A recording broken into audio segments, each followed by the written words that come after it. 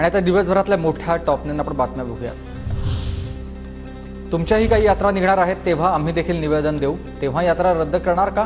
जरांगे पाटलांचा राज्यात निघणाऱ्या भाजपच्या जनादेश यात्रेवरून थेट इशारा आहे।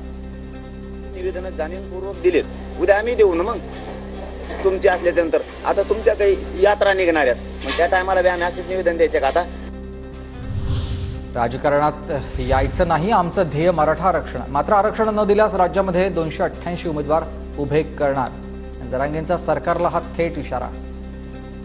जरांगे पाटलाच्या नादी लागू नका। 288 उमेदवार कोणचे, मतदान कसं होणार, यांचे किती विश्लेषक येतात आणि किती आपटू घेतात खुर्च्यापासून चॅनलवर, सभेत भाषणं ठोकल्याने मतदान होत नाही।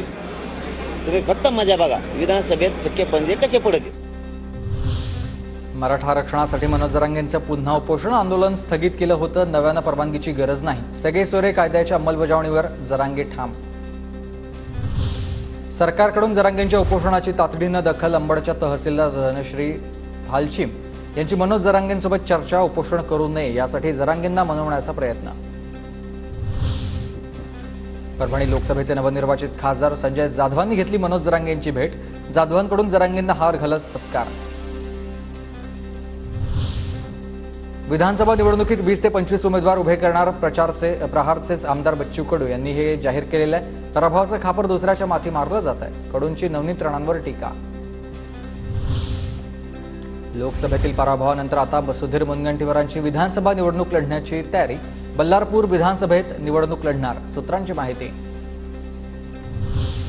आता 100% विधानसभा लढवणारच भाजपच्या दिनकर पाटील यांचा निर्धार, लोकसभा निवडणुकीसाठी नाशिकमधून दिनकर पाटील इच्छुक होते। बारामतीमधील विजयानंतर सुप्रिया सुळेंकडून अनंतराव थोपटेंची भेट, थोपटेंच्या भोर विधानसभा मतदारसंघातून सुप्रिया सुळेंना 43,000चं लीड।